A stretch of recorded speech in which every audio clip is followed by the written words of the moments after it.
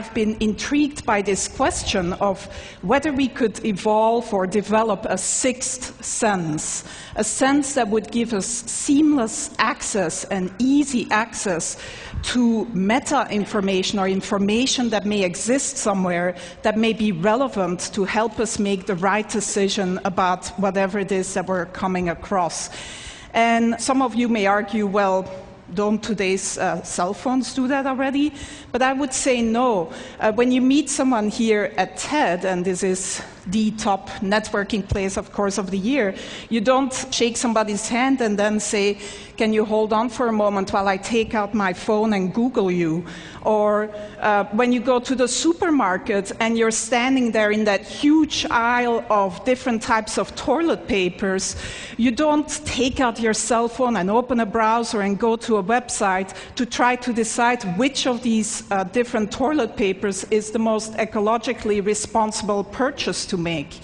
So we don't really have easy access to all this relevant information that can just help us make optimal decisions about what to do next and what actions to take.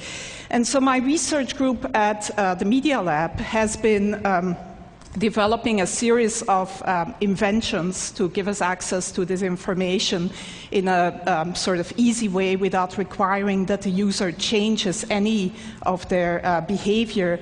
And I'm here to unveil our latest effort and most successful effort so far, which is still very much a work in process.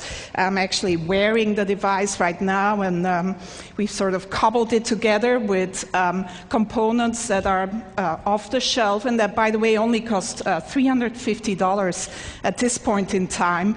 I'm wearing a camera, just a simple webcam, a portable battery-powered projection system with a little mirror. These components communicate to my cell phone in my pocket, which acts as the communication and computation device. And in the video here, we see my student Pranav Mistry, who's really the genius who's been implementing and designing this whole system. And we see how this system lets him walk up to any surface and start using his hands to interact with the information that is projected in front of him. The system tracks the 4 significant fingers. In this case, he's wearing simple marker caps that you may recognize. But if you want a more stylish version, you could also paint your nails in different colors. And the camera basically tracks these 4 fingers and recognizes any gestures that he's making, so he can just go to, for example, a map of Long Beach, zoom in and out, etc. The system also recognizes iconic gestures, such as the take a picture gesture, and then takes a picture of whatever is in front of you. And when he then walks back to the Media Lab, he can just go up to any wall and project all the pictures that he's taken, sort through them and organize them and resize them, etc. Again, using all natural gestures. So some of you most likely were here 2 years ago and saw the demo by Jeff Hahn, or some of you may think, well, doesn't this look like the Microsoft Surface table? And yes, you also interact using natural gestures, both hands, etc. But the difference here is that you can use any surface. You can walk up to any surface, including your hand, if nothing else is available, and interact with this projected data. The device is completely portable and can be...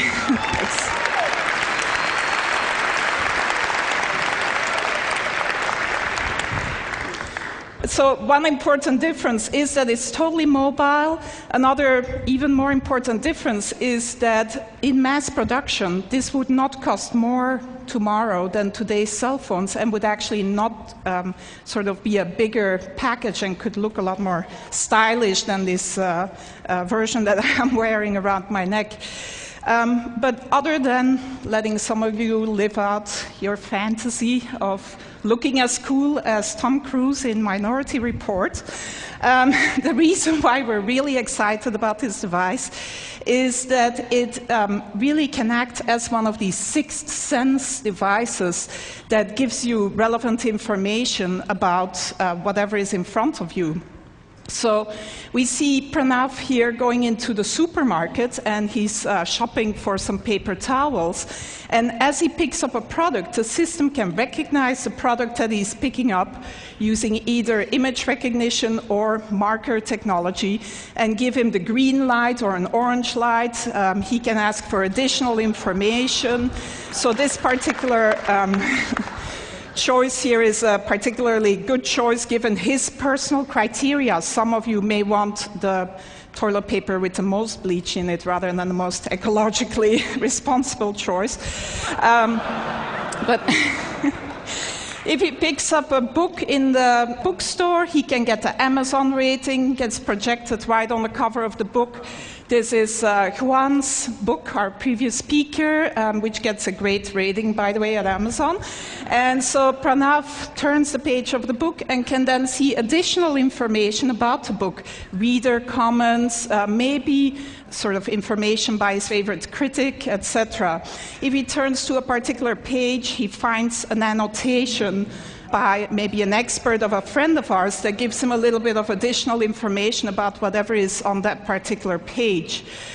Reading the newspaper, it never has to be outdated. You can get video annotations of the events that you're reading about. You can get the latest sports scores, etc. This is a more controversial one. As you interact with someone at TED, maybe, you can see a word cloud of the tags, the words that are associated with that person in their blog and personal web pages. In this case, the student is interested in cameras, etc.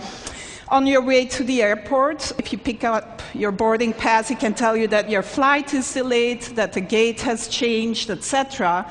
And if you need to know what the current time is, it's as simple as drawing a watch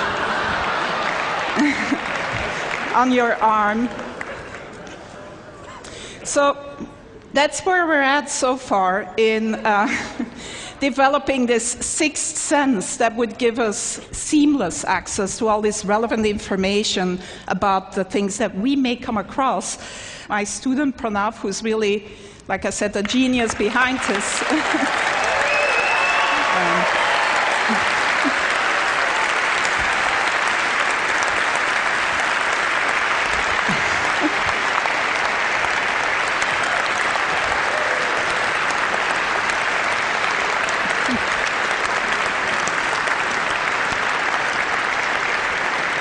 He does deserve a lot of applause because I don't think he's slept much in the last 3 months, actually, and his girlfriend is probably not very happy about him either. But it's not perfect yet. It's very much a work in progress, and who knows, maybe in another 10 years we'll be here with the ultimate sixth sense brain implant. Thank you.